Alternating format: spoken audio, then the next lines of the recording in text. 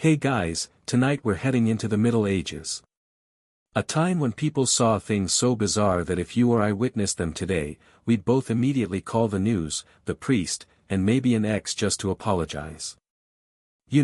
So before you get comfortable, take a moment, like the video, and subscribe, but only if you genuinely enjoy what I do here. And let me know in the comments where you're tuning in from and what time it is for you.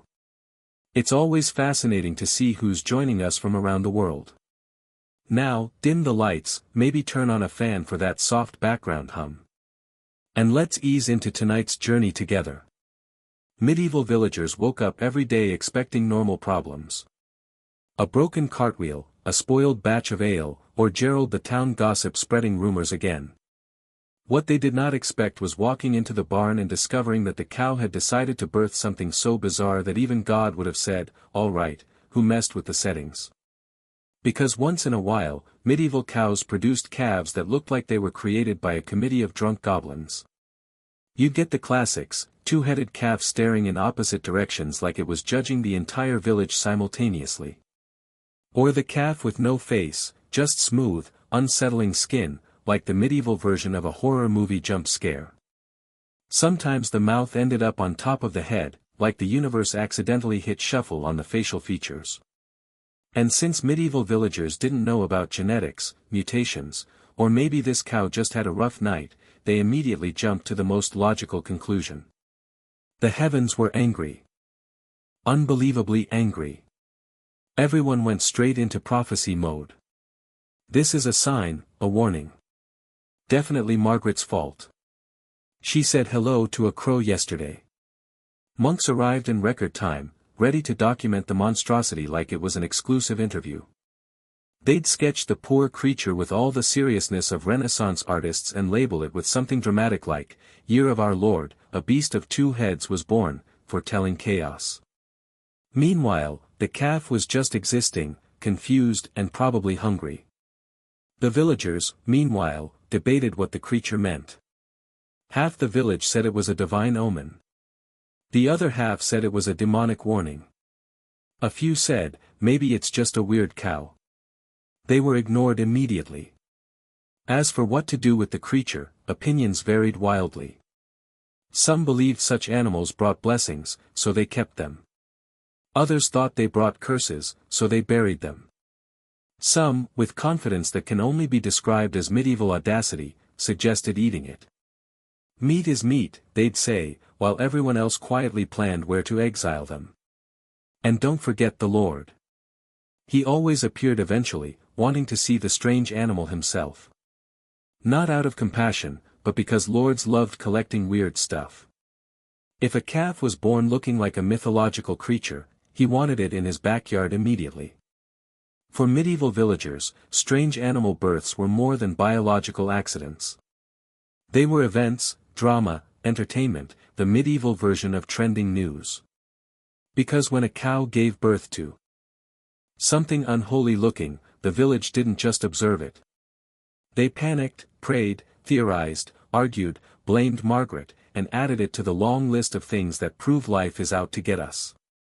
Imagine living in a time before electricity, before neon lights, before you could Google, "Is blue fire normal?" and calm yourself down with a scientific explanation.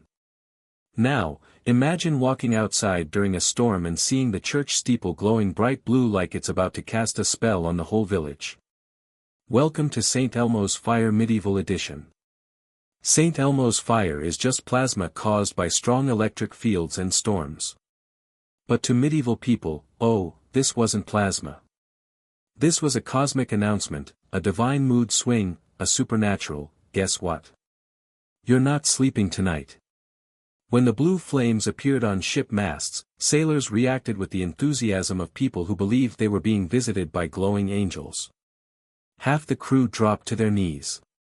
The other half cried, and the captain pretended he knew what was happening, even though he absolutely did not. On land, peasants responded creatively. The church steeple lights up. Demons have arrived. The barn roof glows blue. Witches. Definitely witches. Your hair starts crackling and glowing. That's it. I'm dead. Some brave souls reached out to touch it because medieval people had the unique ability to fear everything, yet still poke glowing phenomena with sticks. Those who touched it were usually blasted backward by the static, after which the village declared them spiritually charged or slightly cursed.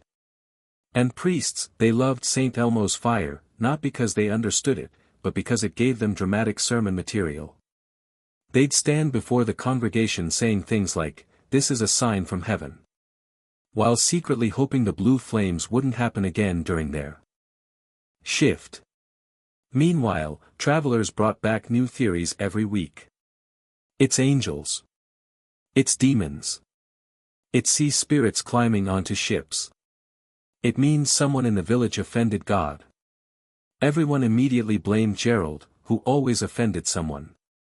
And of course, the noble class used the phenomenon for theatrical effect.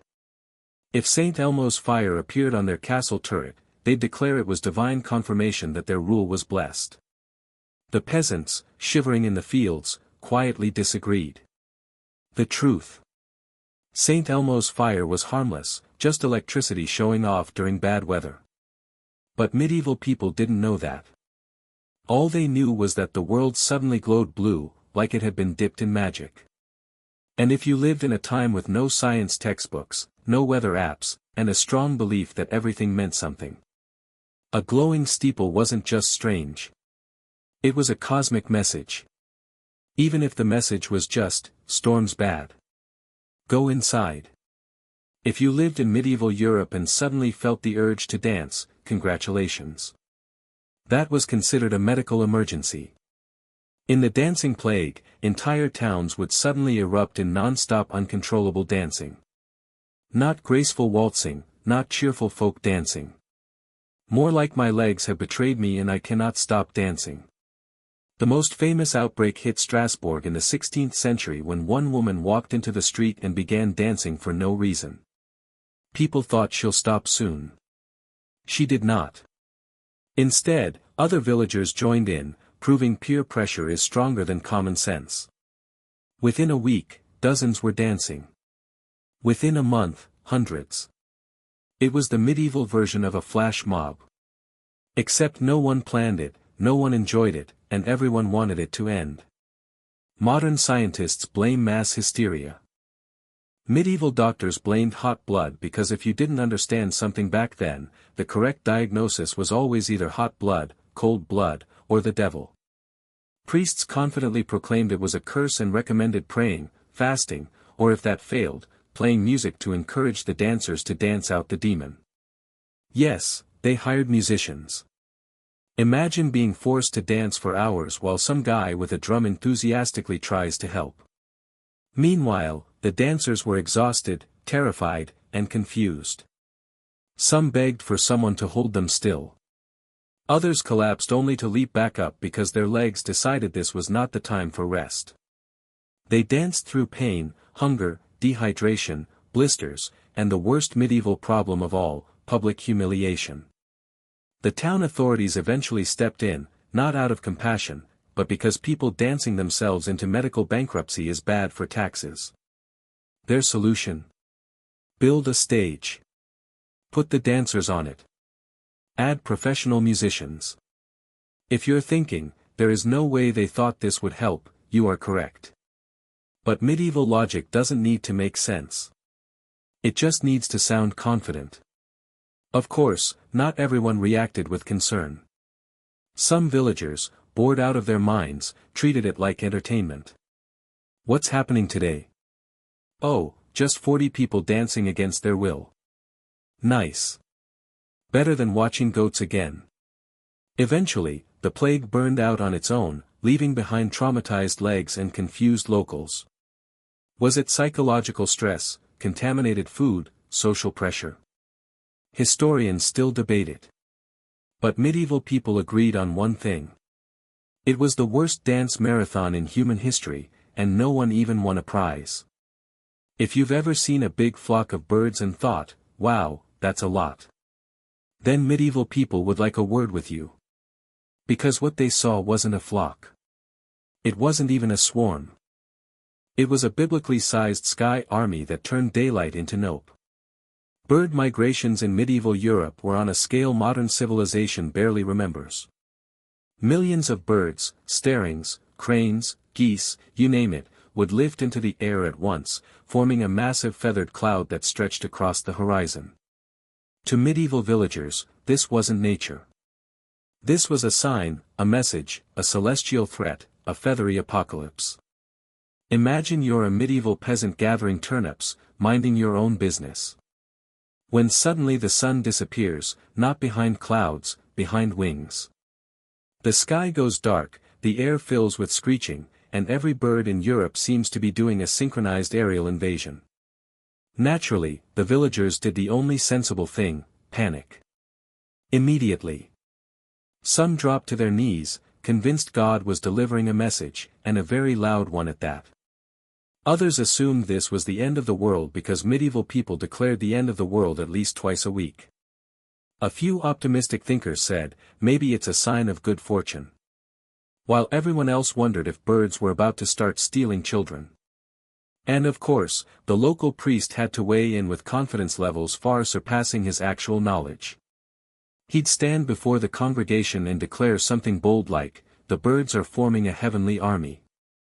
Meanwhile, a single goose would land behind him and honk aggressively, proving at least one creature was clearly sent by Satan. The noise alone was enough to traumatize anyone. Thousands of wings flapping in unison sounded like a medieval drum line mixed with windstorms and judgment. People covered their ears and prayed. Animals panicked. Chickens ran in circles, which chickens do anyway, but still. Horses tried to flee. Even the cats, normally unbothered by the concept of chaos, looked concerned. And then there was the poop. Medieval chronicles do not mention this, but nature certainly did. When millions of birds fly overhead, they drop millions of blessings, fields, roofs, wagons, unlucky villages. Nothing was spared. One unlucky man could go outside for 2 minutes and come back looking like he'd lost a war with oatmeal.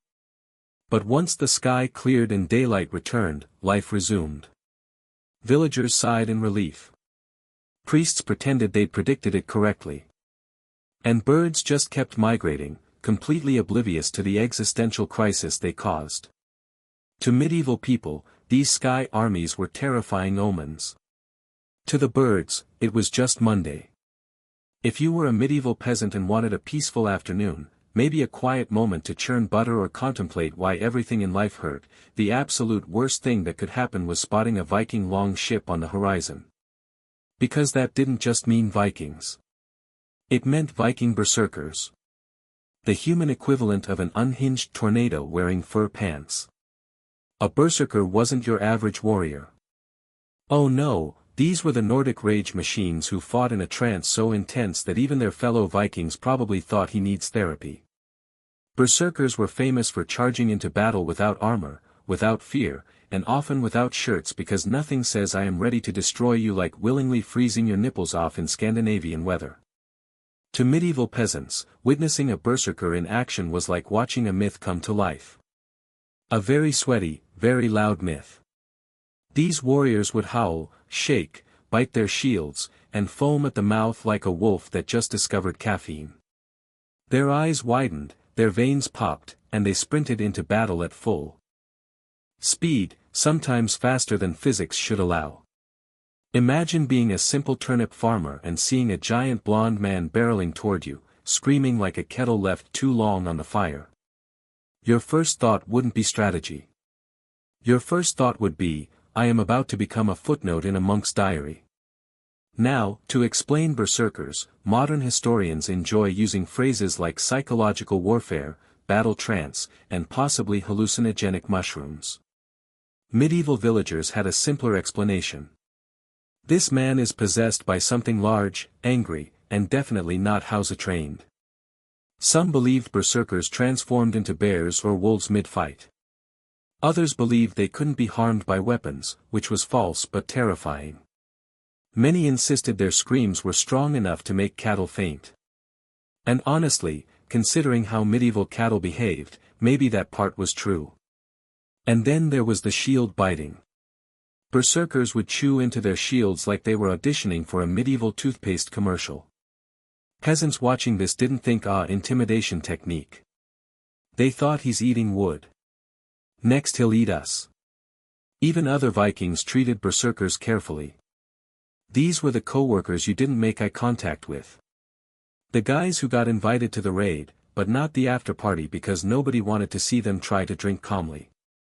To medieval people, berserkers weren't just strange. They were living nightmares. Shirtless, roaring, adrenaline-powered nightmares. And you can bet every villager who saw one sprinting toward them thought the exact same thing. That's it. I'm moving inland. If there's one thing medieval people did not need in their already stressful lives, it was red rain falling from the sky. Regular rain was bad enough. It ruined crops, flooded roads, and turned every field into ankle-deep mud that smelled suspiciously like livestock regret. But when the rain suddenly turned red, that was when villagers collectively said, "Ah, yes, the apocalypse." Finally. Here's the scientific explanation. Desert dust storms sometimes carry iron-rich particles so high into the atmosphere that rainwater turns reddish when the particles mix with moisture. But medieval people did not have access to meteorological science. Their worldview was simpler. If something weird happened, it was either God sending a message, the devil sending a memo, or Margaret the strange neighbor messing with forbidden magic again. The first time blood rain hit a village, the reaction ranged from horrified screaming to intense horrified screaming. People ran through the streets yelling about signs, omens, plagues, and in one recorded case, "The sky is bleeding." The sky is bleeding, which honestly is a perfectly reasonable interpretation if you've never heard of iron dust. Crops splattered with red droplets were declared cursed. Laundry hanging outside was immediately burned. Animals covered in spots were assumed to be demon-touched. And somewhere in the chaos, a monk was always present with a quill, writing things like, "The heavens wept blood this day." Which definitely helped calm absolutely no one. Priests rushed to organize emergency prayer sessions. Entire congregation stood outside in the very rain they feared, begging the heavens for mercy while getting soaked in ominous red droplets. People swore they could smell iron, which to be fair, they could, but they interpreted it as the scent of divine disappointment.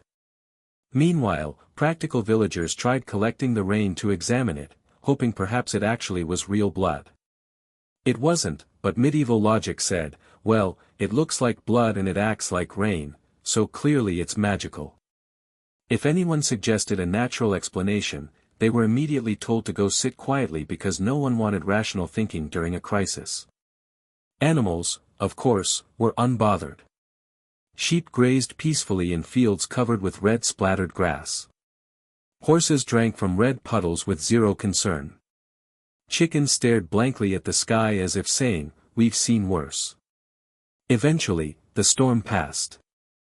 The sky stopped bleeding and villagers returned to normal life, which for medieval people still involved plagues, taxes, questionable bread, and occasional Viking raids. Blood rain wasn't the end of the world. It just felt like it, which was enough for medieval people to panic for a full generation. If you think modern UFO sightings are wild, wait until you hear what medieval monks wrote down. Because these men were not scrolling TikTok at 2 in the morning. They were sober, celibate, overworked, and extremely bored. So when they saw something strange in the sky, they didn't shrug and say, "Weather." They grabbed a quill like it was time to document the end of everything. Medieval chronicles contain reports of fiery wheels, shields of flame, glowing ships, and floating globes drifting across the heavens. Basically, everything except the phrase, "I swear I'm not making this up," which is implied. Picture the scene, a monastery at dusk, the monks quietly chanting, a peaceful atmosphere. And suddenly, Brother Thomas bursts in, screaming, "The sky is on fire and also spinning." The monks run outside, stare up at the phenomenon, probably a meteor, halo, or atmospheric optical illusion, and immediately conclude that God is either testing them, warning them, or showing off. One monk might calmly suggest, perhaps it's a natural light in the clouds. He is immediately ignored because medieval monks didn't spend their lives copying manuscripts by hand just to accept boring explanations. These reports weren't vague either. Some monks sketched the objects with surprising detail. You'll see drawings of circular flaming shapes, swirling discs, bright arcs, even things that look suspiciously like glowing pizza crusts cruising across the sky. If one of them had drawn a classic flying saucer, historians today would never emotionally recover. The reactions varied. Some monks fell to their knees, convinced the Last Judgment was beginning and mentally reviewing all the times they accidentally stole extra bread from the kitchen. Others grabbed writing supplies, excited for the chance to record something that wasn't the 5th page of Brother Matthew begot Brother Peter, who begot Brother Simon. And a few, the bold ones, debated theological meaning, suggesting everything from angelic warfare to God lighting up the sky for dramatic effect. Meanwhile, the peasants who witnessed the same events offered simpler explanations. It's a sign. It's doom. It's Gerald's fault again. And honestly, medieval peasants blamed Gerald for everything. Modern scientists of course blame meteors, auroras, ice crystals, and atmospheric reflections, things monks had never heard of. But the monks' UFO diaries remain hilariously sincere, beautifully detailed, and extremely confused. Were they aliens? Were they weather phenomena? Were they just medieval men who desperately needed hobbies? Hard to say, but one thing is certain. When something glowed, spun, or zoomed through the medieval sky, the monks didn't just see it, they published it. If you ever find yourself lost in a medieval forest at night, first of all, congratulations. You're already doomed. You might notice something glowing faintly in the distance. Something soft, eerie, greenish, something that looks exactly like a dead soul trapped inside a log. Modern people would say, oh, cool. Bioluminescent fungus. Medieval villagers said, nope, absolutely not. That's a spirit. We are leaving. This glowing wood, known today as foxfire, is caused by fungi that produce light through a chemical reaction. But medieval people obviously didn't know this. They had two possible explanations. Ghosts, even angrier ghosts. Imagine you're walking through the woods at night to fetch firewood, already a terrible idea. And suddenly you see a stump glowing green, like it's about to ask you to solve a riddle. You drop everything, scream, and sprint home so fast you invent cardio centuries early. The stories spread like wildfire, ironically, faster than actual medieval fire safety allowed. Peasants whispered, the dead are haunting the forest. Others claimed the glowing logs were enchanted by fairies, which sounds cute until you remember medieval fairies were basically tiny demons with hobbies. Then church officials got involved and things escalated. Priests warned villagers not to approach the glowing wood in case it corrupted the soul, which is funny because the biggest danger was tripping over a root and face planting. Some said foxfire marked the places where evil spirits held meetings. Others believed it was where drowned souls gathered at night.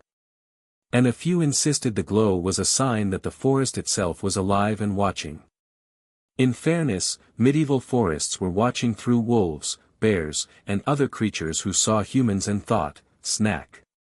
Despite the terror, foxfire accidentally became useful.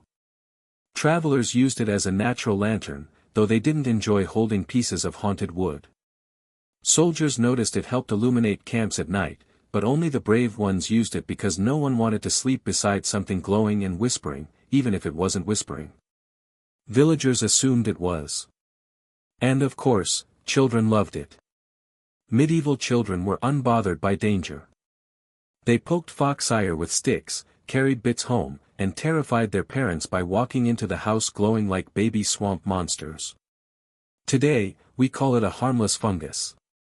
Medieval people called it a cosmic warning sign. To them, glowing wood wasn't natural. It was the forest politely saying, turn around. You do not belong here. Nothing frightened medieval villagers more than the idea that a person could suddenly burst into flames for no reason. Medieval life was already hard. Plagues, taxes, questionable bread quality, and Viking raids. The last thing they needed was spontaneous human combustion showing up like, "Hey, mind if I ruin your entire evening?" Reports began spreading through villages about people who supposedly just ignited. One moment they were sitting near a fire, drinking ale, or taking a nap. The next, according to rumor, they were a human torch with no warning. Villagers didn't ask for details. Why bother when fear works faster? Now, the modern explanation is simple.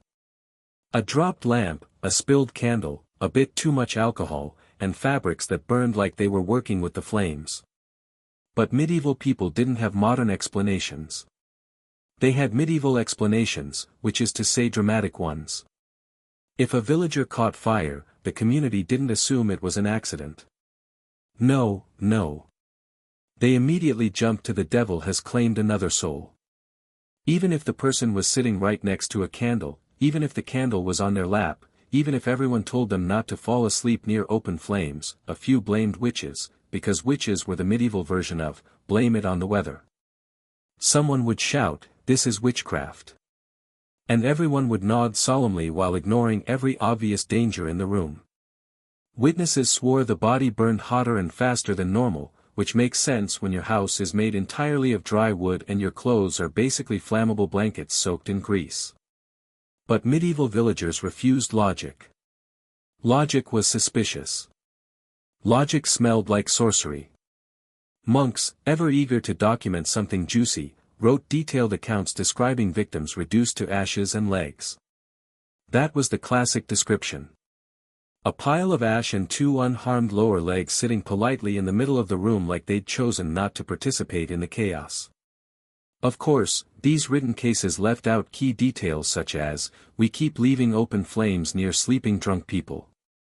Maybe we should stop wearing wool soaked in lamp oil. Lighting our entire house with fire is inherently risky. But medieval villagers preferred the supernatural explanation because it was more exciting and because rethinking safety meant admitting their homes were basically matchboxes. The panic spread so widely that some villages even created rules about staying away from fire if you looked flammable. A term generously applied to anyone who drank, sneezed, or existed. Today we understand spontaneous combustion isn't real. But to medieval people, you could ignite at any moment. And that made life thrilling in all the worst ways. If you think medieval Europe was predictable, think again. Because one day in the 12th century, two children with green skin casually walked out of a wolf pit in the English village of Woolpit. Yes, a wolf pit. Because medieval England solved wolf problems by digging giant holes and waiting for wolves to fall in. This time, instead of wolves, they got whatever these kids were. The children spoke a language no one recognized, refused every kind of food except beans, and looked like they had been grown in a magical vegetable garden. Naturally, the villagers reacted the medieval way. Panic first, ask questions, never. At first, they tried feeding the children bread. The kid said no. Then they tried meat. The kid said, absolutely not. Vegetables, only beans forever. They were the world's first committed vegans centuries before it was cool. The villagers gathered around whispering, are they fairies? Are they forest spirits? Are they demons? Meanwhile, the children were thinking, why does everyone here smell like damp hay? The green skin was the biggest shock. Medieval people already believed in elves, demons, and glowing wood. So, green children were basically confirmation that the universe was bored and improvising. Maybe we should stop wearing wool soaked in lamp oil. Lighting our entire house with fire is inherently risky. But medieval villagers preferred the supernatural explanation because it was more exciting and because rethinking safety meant admitting their homes were basically matchboxes. The panic spread so widely that some villages even created rules about staying away from fire if you looked flammable. A term generously applied to anyone who drank, sneezed, or existed. Today we understand spontaneous combustion isn't real. But to medieval people, you could ignite at any moment. And that made life thrilling in all the worst ways. If you think medieval Europe was predictable, think again. Because one day in the 12th century, two children with green skin casually walked out of a wolf pit in the English village of Woolpit. Yes, a wolf pit. Because medieval England solved wolf problems by digging giant holes and waiting for wolves to fall in. This time, instead of wolves, they got whatever these kids were. The children spoke a language no one recognized, refused every kind of food except beans, and looked like they had been grown in a magical vegetable garden. Naturally, the villagers reacted the medieval way. Panic first, ask questions, never. At first, they tried feeding the children bread. The kid said no. Then they tried meat. The kid said, absolutely not.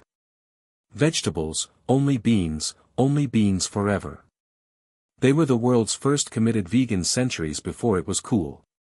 The villagers gathered around whispering, are they fairies? Are they forest spirits? Are they demons? Meanwhile, the children were thinking, why does everyone here smell like damp hay? The green skin was the biggest shock. Medieval people already believed in elves, demons, and glowing wood. So, green children were basically confirmation that the universe was bored and improvising. And one of the most bewildering things medieval people ever witnessed. Of course, today we know storms can pick up small animals from ponds or rivers, carry them miles through the air, and dump them unceremoniously on whichever unlucky town is beneath them. But medieval villagers didn't have weather maps or physics. They had vibes, and the vibe said witches, or if the frogs were particularly bouncy, very upset witches. Imagine the scene. A farmer is tending his cabbages when suddenly a frog plops onto the soil beside him. He looks up just in time to see a second frog descending like a tiny green meteor. Within moments, dozens are raining down, each one landing with a wet slap that screams, I did not sign up for this. Villagers responded with immediate panic. People covered their heads, sprinted indoors, screamed prayers, or in rare cases tried to catch the falling creatures like medieval Pokemon. Some believed the animals were omens of famine or plague. Others decided the frogs were soldiers in Satan's amphibian army. At least one chronicler confidently declared fish rain to be a sign that human sin has reached the ponds. Priests rushed to the scene, robes flapping, trying to interpret what message the heavens were sending. They usually settled on something vague like repent because medieval clergy had learned that this advice applied to approximately every situation. Meanwhile, the animals themselves were having the worst day of their lives. One moment they're swimming peacefully, the next they're being sucked into the sky and dropped miles away into a field, a roof, or on unlucky days, a bucket of milk. No wonder medieval frogs always looked annoyed in manuscripts. Chickens chased the new arrivals. Cats investigated suspiciously. Dogs barked at the sky as if yelling at it to stop throwing stuff. But once the rain ended, medieval people did what they always did. Cleaned up, panicked a little more, blamed Margaret the strange neighbor, and wrote it down as evidence that the world was not functioning correctly. To us, animal rain is unusual but explainable. To medieval people, it was the heavens doing improv, and nature's improv had very questionable comedic timing. If you were a medieval peasant, you didn't need theater for entertainment. You just needed to watch a fully armored knight trying to function in the middle of a brutal heatwave. Because nothing says elite warrior class like a nobleman slowly cooking inside 30 kilograms of metal while insisting everything is perfectly fine. Picture this. It's a scorching summer day. The air is thick. The fields are steaming. Even the chickens look overheated. And then across the horizon you see a knight trotting along in full plate armor. A medieval sauna with a horse attached. Peasants would stop working just to stare. Not out of admiration, but out of deep confusion, because knights were basically wearing cast iron ovens. A village blacksmith could have cooked dinner on a knight's chest plate with minimal effort. But knights refused to remove even a single piece of armor. Not because of safety. No. Because medieval nobility possessed two tragic flaws. Pride. Zero understanding of heat stroke. A knight could be drenched in sweat, swaying in the saddle, breathing like a boiling kettle, and still insist, "Nay, good sir, I am perfectly comfortable." Meanwhile, the horse beneath him is rethinking its entire career. Peasants watching this suffered second-hand heat stroke. The blacksmiths, who actually understood metal, looked horrified. They whispered things like, "He's going to melt his insides," while the knight loudly proclaimed, "This armor is my honor." Just before fainting dramatically into a haystack, during tournaments, it was even worse.